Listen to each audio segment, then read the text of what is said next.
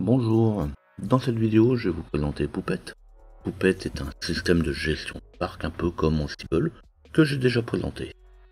Les goûts et les couleurs, j'en parle pas ici, chacun aura ses préférences et c'est très bien. Toujours est-il que dans les quelques vidéos qui vont suivre, j'en parlerai encore. Alors Puppet est un outil extrêmement puissant qui permet de gérer de A à Z un parc et notamment les déploiements multiples. Alors bien sûr, il utilise son propre langage, mais il est quand même relativement simple à apprendre. Mais je le rappelle, si informaticien rime avec magicien, c'est pas toujours le cas. On ne devient pas spécialiste d'un système du jour au lendemain. Puppet est quand même un outil très complet, très puissant, et par conséquent qui ne peut être vu en une seule fois. Donc justement, c'est par étapes qu'on va avancer. Même si la vidéo est un petit peu longue, ne vous attendez pas à beaucoup plus que l'installation du système et tout juste l'ajout d'un agent, et ça sera déjà pas mal pour aujourd'hui. Et avant de passer au vif du sujet, pensez à vous abonner à la chaîne et activer la cloche pour recevoir les notifications de mes nouvelles vidéos. Pour me retrouver, vous pouvez aussi taper JP Info dans votre navigateur. Dans des vidéos précédentes, j'ai présenté divers clones de Red Hat, et un peu plus loin dans le passé, comment se connecter en SSH. Alors pas question de tout voir ou revoir, je passe directement dans connexion sur clone de Red Hat. Et ici je vais utiliser Alma Linux. Je reviens pas non plus sur les clones de Red Hat, ils fonctionnent tous de la même manière, on parle bien de clones. Ce qui me permet de rentrer directement dans le vif du sujet, je vais tout de suite me connecter à ma machine distante. Oui, j'aurais pu prendre tout type de système pour présenter Puppet, mais là j'ai pris Red Hat, tout simplement parce qu'il faut bien dire que Red Hat est quand même le leader du système côté entreprise ou clone de Red Hat. Et puis on fait pas du déploiement de système pour 3 machines qui vont se battre en duel à la maison. Puppet c'est 1000 machines pour un serveur, et si on commence à faire du serveur maître, il n'y a pas de limite. Bon, maintenant que j'ai planté le décor, c'est parti, on va commencer par là. On va commencer par la documentation de Puppet sur puppet.com/doc. Alors je vais pas plus loin, si vous avez besoin d'aide, c'est ici le premier lieu où vous devez vous rendre. Alors j'en parle pas plus, l'idée est toujours de voir la mise en œuvre et surtout comment ça fonctionne. Alors encore une fois, j'utilise un fichier avec les commandes. Rien de compliqué dans cette vidéo, mais quelques commandes sont quand même un peu longues. Et comme d'habitude, vous retrouverez tout ça dans la description de la vidéo. Alors pour rappel, comme je vais utiliser ce fichier de commande, on utilise CTRL droite plus C et CTRL droite plus V pour faire du copier-coller depuis Linux.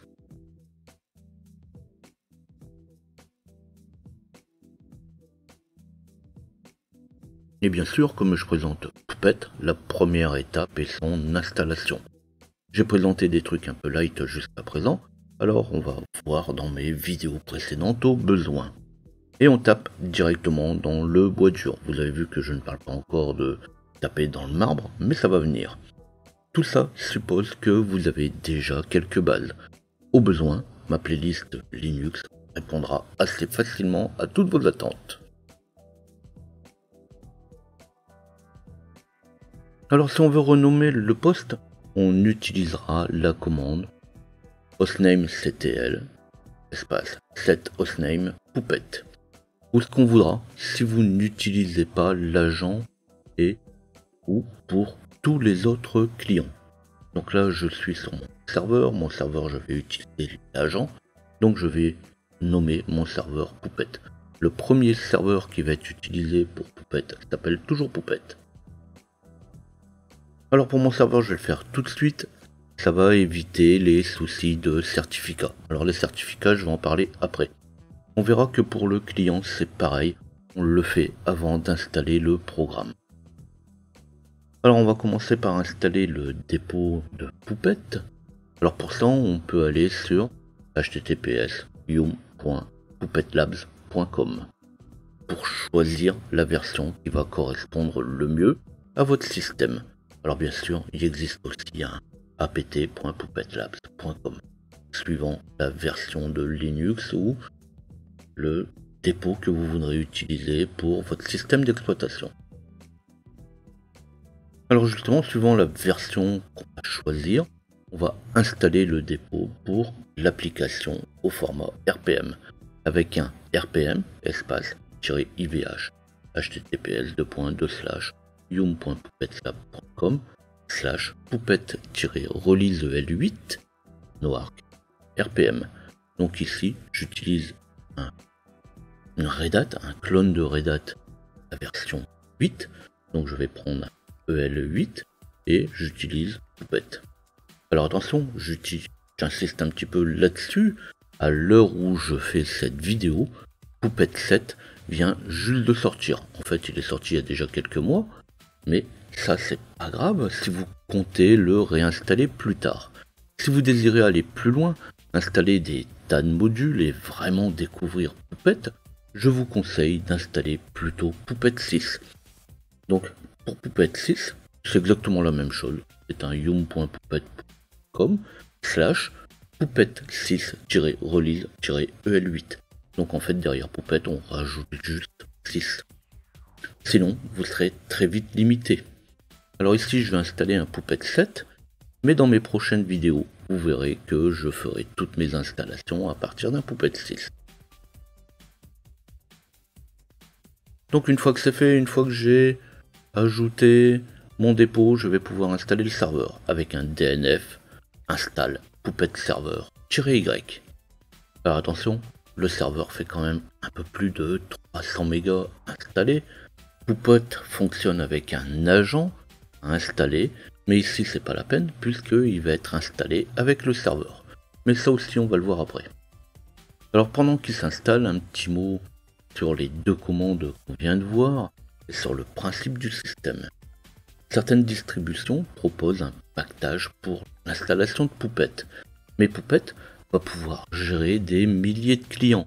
Alors il est quand même préférable d'être sûr d'avoir une version avec tous les packages qui sont compatibles avec mon serveur. Alors Puppet fonctionne sur le principe du client-serveur avec un serveur appelé master et des clients appelés agents. Alors si on installe ici le serveur, il sera nécessaire d'installer l'agent ensuite sur chaque client. En effet, il fonctionne avec un agent installé sur la machine distante. Un serveur Puppet peut gérer sensiblement 1000 clients. Si vous avez 10 000 clients, vous pouvez vous en sortir avec 3 à 6 serveurs. Alors pour gérer des milliers de clients, on pourra alors déclarer un serveur primaire qui va contenir tout le catalogue des actions pour l'ensemble des serveurs. Alors bien sûr, on n'en est pas encore là. Pour l'instant, on va partir juste avec un seul serveur. Alors sans l'entendre, mon serveur s'est installé entre les deux et je vais pouvoir démarrer le service. Alors j'explique pas, c'est un démarrage de service standard et on profite en même temps de l'activer pour le démarrage.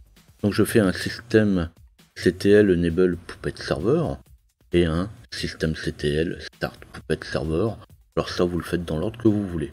Je peux aussi faire tout simplement un système CTL enable Puppet server espace --now.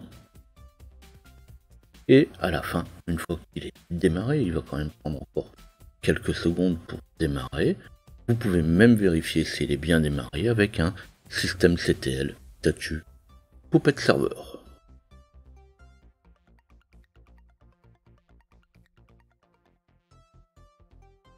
Les opérations qui suivent vont devoir être faites sur toutes les machines, à commencer par le dépôt des paquets Puppet.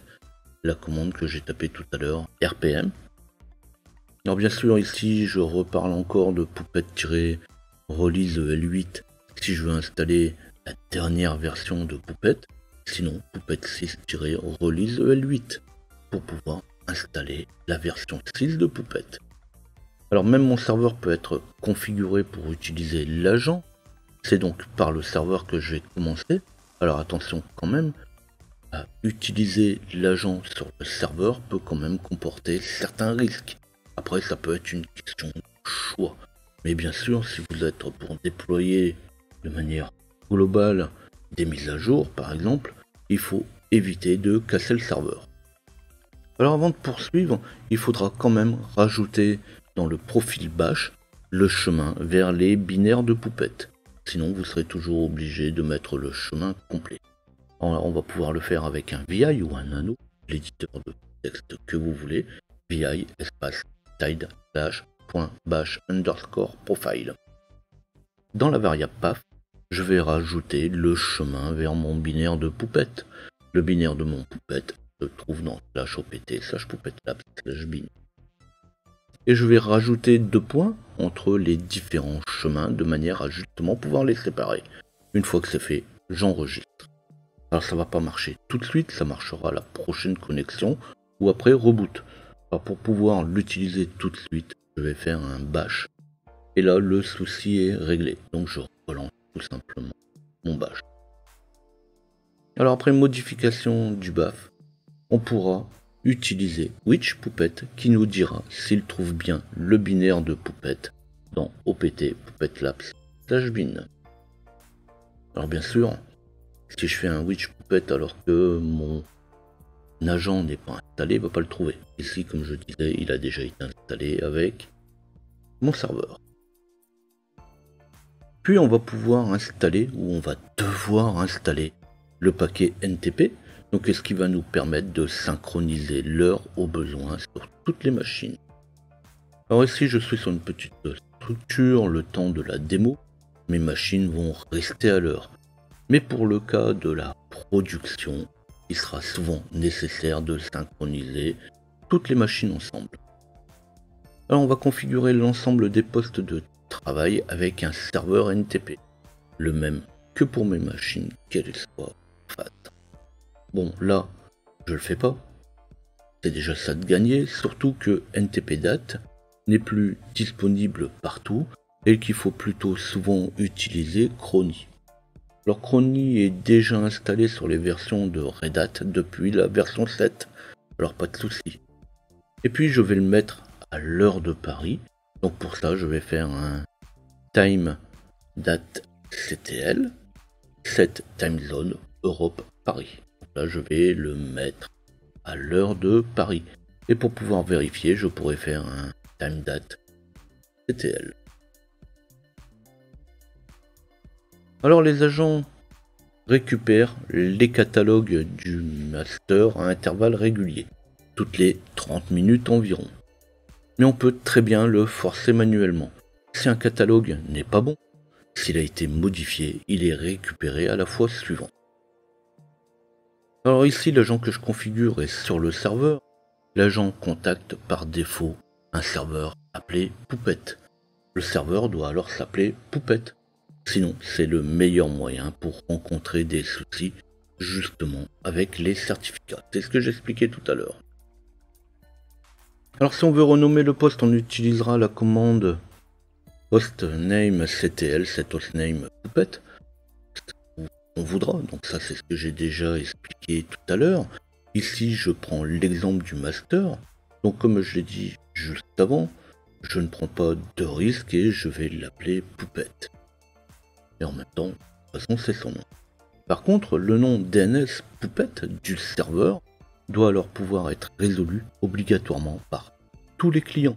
Alors on va tout simplement rajouter 192.168.1.139 Puppet dans mon fichier etc host. Alors ici, 192.168.1.139, c'est mon serveur. Sûr, vous allez l'adapter en fonction du vôtre de serveur. Alors je peux très bien faire un écho 192.168.1.139 Puppet de chevron /etc/host. Alors avec cette méthode, c'est pas la peine d'avoir un super serveur DNS. De toute façon, mes clients vont automatiquement résoudre son nom en allant le chercher dans le fichier host. Alors justement, d'autant que cette solution est obligatoire sur ce nom. C'est bien Puppet que l'agent contacte, et non le nom du serveur, dans le cas où on n'utilise pas l'agent sur le serveur. Alors je passe la configuration du module Java nécessaire pour Puppet. Toutes les machines ont assez de RAM aujourd'hui pour pouvoir suivre. Mais il faut savoir qu'on pourrait très bien configurer le système pour des machines avec seulement 256 mégas de RAM. Bon là, il faudrait peut-être ajuster, mais par défaut, Java est configuré pour utiliser au maximum 2 Go de RAM. Toutes les machines aujourd'hui ont pratiquement 2 Go de RAM. Et Puppet n'en utilisera au maximum que la moitié. Donc sur votre machine, à moins que vous ayez moins d'un giga de RAM, il n'y a rien à faire. Alors il faut garder à l'esprit que ce que je montre là vous permet de démarrer avec Puppet. Mais pour une certification sur le produit, il faut aller plus loin, comme par exemple justement voir cette configuration de Java. Alors il ne reste plus qu'à mettre le premier agent pour Puppet en place. Comme je suis sur mon serveur, je n'ai pas besoin d'aller installer l'agent que j'ai déjà installé en même temps que le serveur.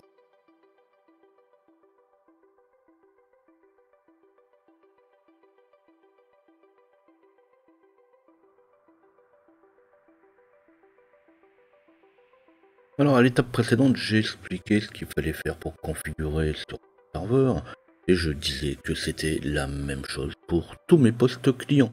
Du coup, j'ai déjà presque tout expliqué. On va commencer par renommer la machine.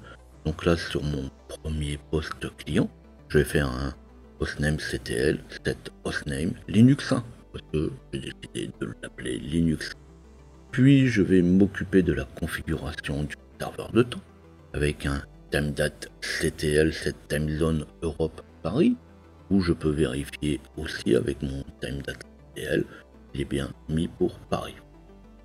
Puis je vais mettre en place le dépôt avec toujours la même commande rpm espace-ivh https://yum.petlab.com/release-el8 noir.rpm parce que mon client est aussi la même version, c'est aussi un Alma Linux en EL8, donc compatible avec Red Hat Linux. Forcément, je garde la même version. Après, c'est pareil aussi, j'aurais très bien pu mettre un Puppet 6-release EL8.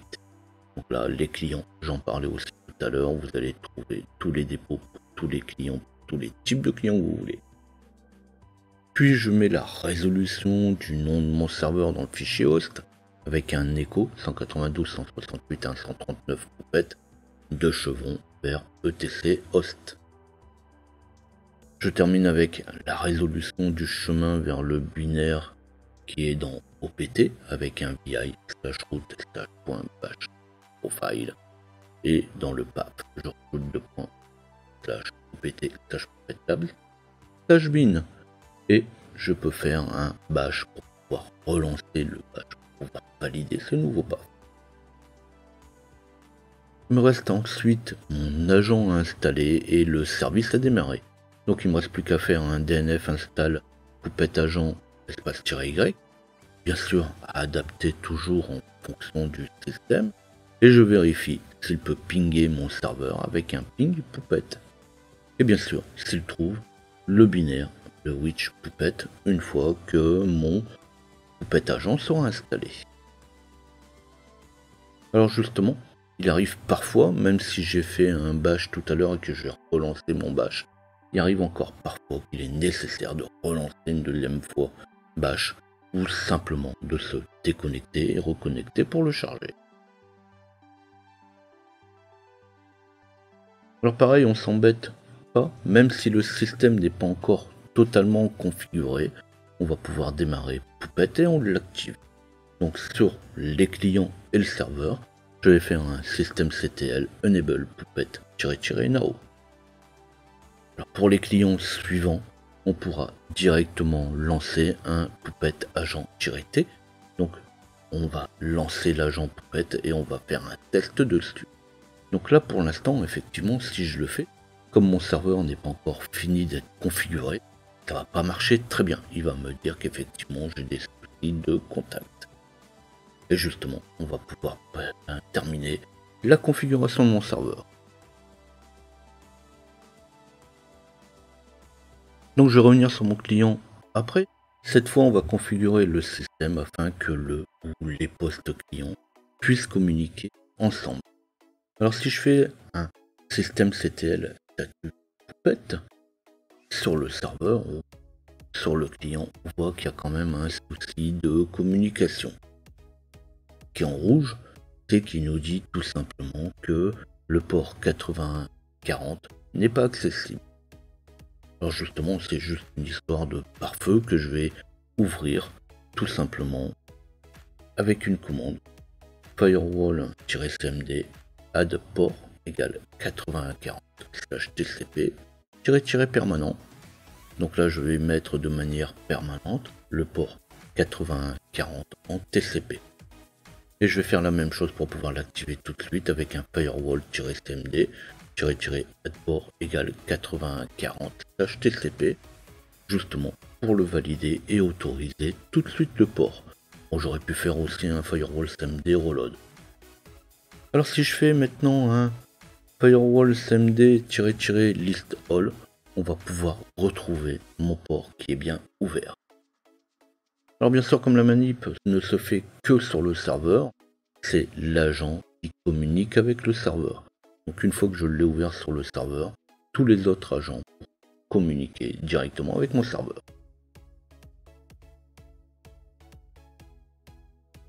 Quand le port sur le serveur sera ouvert, on pourra redémarrer le service avec un système CTL restart Puppet. Alors bien sûr, sur tous les postes clients qui étaient déjà démarrés, ou tout simplement au prochain démarrage. Et on pourra revoir le statut avec un système CTL statut Puppet. Alors comme il faut démarrer le service Puppet, celui de l'agent, certains ne le démarrent et ne l'activent que maintenant. Pour forcer la mise à jour de l'agent, on peut alors faire un Puppet agent espace -t. Donc ça, c'est tous les clients. On pourra utiliser aussi la commande Puppet agent espace -fingerprint. Alors c'est peut-être plus propre et plus dans la bonne pratique. On peut voir maintenant qu'il y a encore un souci, mais cette fois il s'agit d'un souci de certificat. Le message est assez clair, il faut un certificat et le signer. Suivant la méthode prise pour connecter le client, il se peut que les certificats n'existent pas. Alors on va pouvoir faire un Puppet espace ca sign espace -certname et le nom du certificat. Donc on pourra faire un Puppet ca sign espace -certname Linux 1. Si vous avez plusieurs clients, eh bien on pourra faire un Linux 1, Linux 2, Linux. Un certificat pourra être signé dès lors que le serveur aura reçu la requête. Donc si vous n'avez pas encore fait un Puppet agent-t, eh bien le serveur n'aura pas le certificat, n'aura pas la demande de certificat et ne pourra pas le valider. Alors justement, on pourra lister les différentes demandes de certificats avec un Puppet espace ca list -all qui va permettre de voir les certificats signés, certificate, et les certificats attendus. La commande Puppet serveur ca list ne retournera que les certificats qui ne sont pas encore signés. Alors il est certain qu'avec plusieurs milliers de machines, on pourra auto-signer les certificats, mais ça c'est pour un autre jour et une autre vidéo.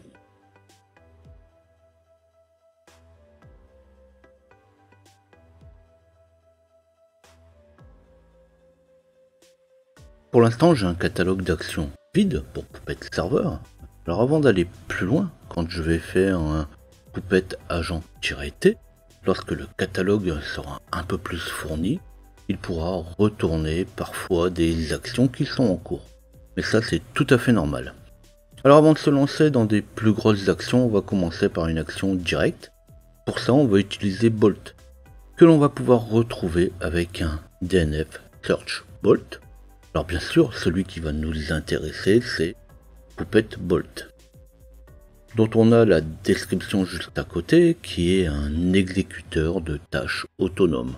Alors on l'installe et on voit comment il fonctionne. Alors pour pouvoir l'installer, je vais utiliser tout simplement un DNF install puppetbolt-y. Alors pour pouvoir utiliser, je dois d'abord avoir copié ma clé SSH sur le poste distant. Donc là j'ai déjà fait une vidéo là-dessus, alors je vais faire très vite, je vais faire un SSH keygen pour pouvoir générer une clé SSH où je vais remplir les différents champs. Puis je vais faire un SSH copy ID route 192.168.1.56, donc ça c'est mon poste distant avec mon utilisateur route. Il va me demander mon mot de passe que je vais tout simplement mettre. Si je me suis jamais connecté sur cette machine, si je me suis jamais connecté depuis mon serveur sur la machine, il faudra peut-être valider justement le certificat. Alors quand c'est fait, je peux alors lancer des commandes directement avec Bolt. Donc je vais faire un Bolt commande on hostname par exemple, où je vais demander l'hostname --target 192.168.1.56, où je vais aller poser la question hostname à ma cible 1.56. Bon, ça c'est un exemple, vous avez compris que je peux alors exécuter ce que je veux. Bolt run puppet agent-t target 192.168.1.56 va me permettre de lancer ou de forcer l'agent. Alors ça peut aller beaucoup plus loin, on va justement le voir après, on peut exécuter aussi directement des fichiers de commande Puppet. Alors ça permet justement d'obtenir les informations par exemple, comme là je vais faire un Puppet agenté sur l'état de l'agent. Alors justement, après Bolt, comme de toute façon on vient de voir qu'il était exécuté directement comme ça au travers d'une commande SSH, il permet aussi de se connecter sur une machine où Puppet n'est pas installé. Donc là, je vous laisse imaginer justement la suite. Pourquoi pas créer par exemple un fichier de commande pour pouvoir installer Puppet.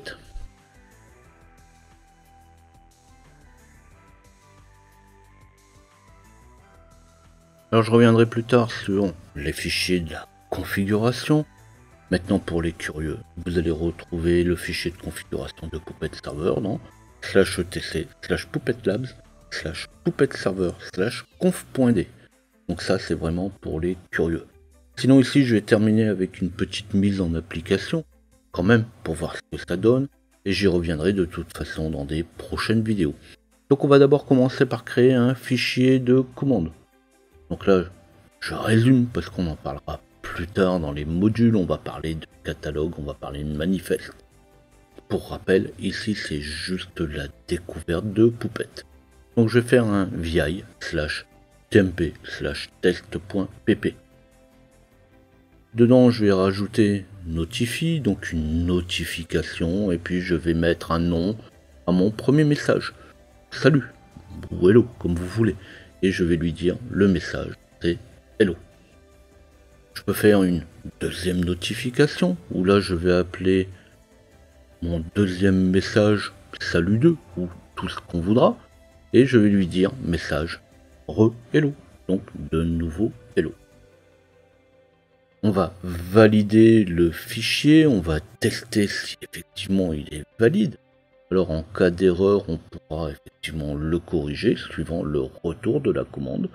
Et on va faire une commande puppet parser validate /tmp/test.pp. Alors ça valide pas le fichier, ça va tout simplement tester si effectivement il est bon. Sinon on pourrait directement l'appliquer avec, pour son exécution, un puppet apply /tmp/test.pp. Alors une fois qu'on aura vu ce que ça donne, on va pouvoir le modifier et le réexécuter sans souci avec un vi/tmp/test.pp. et puis on le voit, on peut mettre les commandes sur une seule ligne avec un notify entre accolade salut 2, et on peut même réutiliser le message d'avant avec une troisième ligne notify entre accolade hello. Il va aller chercher de nouveau le message qu'on a mis en salut 2. Alors ce type de commande, cette validation, j'ai pas besoin d'y passer des heures, vous vous doutez bien que on va y revenir plus d'une fois.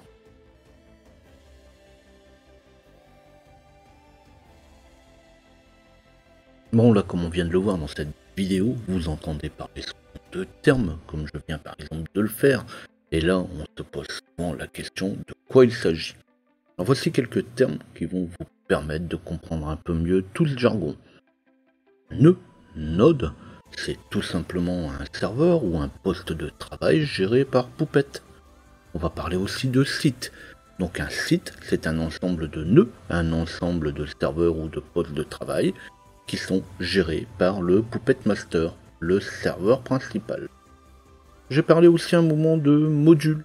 Donc quand on parle de module, c'est tout simplement un dossier ou un répertoire qui va contenir le code pour Puppet et un module est réutilisable. On verra qu'on peut même en télécharger directement des tout faits. Puis on va parler de ressources. Alors ce sont des objets, alors par exemple des fichiers, des utilisateurs, des services, des packages que Puppet va pouvoir manipuler. On parle aussi de manifeste. Ressources manifeste. Ben en fait, un manifeste, c'est un ensemble de ressources. On parle de catalogue. Alors on l'a rencontré lors des différentes commandes. C'est l'ensemble du code qui est appliqué à un nœud. Un nœud qui peut être client ou un serveur. Ensuite, de manière un petit peu plus éloignée, on va pouvoir aussi entendre parler de classe. Alors une classe, c'est comme en programmation. C'est tout simplement une séparation du code. Quand le code devient trop lourd, c'est un moyen de séparer le code en plus petits morceaux. Et enfin, là on le rencontrera que bien plus tard. Factor, c'est une librairie multiplateforme qui fournit à Puppet les informations propres au système. Alors c'est des informations qui vont être envoyées sous forme de variables. Ça peut être des noms, ça peut être une adresse IP, le système d'exploitation ou tout un tas d'autres informations. Donc justement pour savoir comment et quoi envoyer en code par exemple. Effectivement, on va pas envoyer du code pour Linux pour un poste Windows par exemple. Alors ça c'est uniquement quelques termes, vous allez les retrouver dans le fichier texte dans la description, mais vous avez aussi également un glossaire assez complet dans la documentation de Puppet. Alors je sais que vous auriez aimé certainement faire, comme dans beaucoup de tutos, installer un paquet sur l'un des clients tout de suite. Ou peut-être voir Puppet tout simplement en action. Mais l'idée était déjà de découvrir le système et surtout commencer par en avoir un système sous la main pour pouvoir se lancer après. Là vous avez vu le système de loin, alors certes, on a terminé sur un fichier de base pour Puppet. Il n'y a plus qu'un pas pour commencer à exécuter des actions sur les agents. C'est justement ce qu'on va faire la fois prochaine. Mais un pas, c'est quand même vite dit quand même. Il faut en garder un petit peu quand même pour plus tard parce que vous allez voir que effectivement, il y a beaucoup de choses encore à savoir. Alors si la vidéo vous a plu, pensez à liker. Le sujet Puppet peut être quand même bien vaste. Ici, j'ai pas parlé d'autre chose que de l'installation. Ça permet de planter quand même le décor pour les prochaines vidéos sur le sujet. Dans le cadre de déploiement simple, il existe pas mal de solutions. Pour le cas de déploiement ou d'action complexe, bien sûr, il n'existe pas que Puppet. Mais il faut savoir qu'il n'y a aucune grande entreprise qui n'envisage pas à un moment ou un autre de passer par ce moyen. Après, le choix est stratégique, mais justement, ça ne se discute pas. Et pour le cas, eh bien, un minimum de connaissances est donc indispensable. Alors comme le sujet n'est pas simple, en tout cas pas ici, parce que là pour l'instant c'était quand même simple, on est resté sur de l'installation, mais plus loin quand on va avancer un peu, il ne faut pas hésiter à poser vos questions ou me laisser vos suggestions. Et on se dit à bientôt.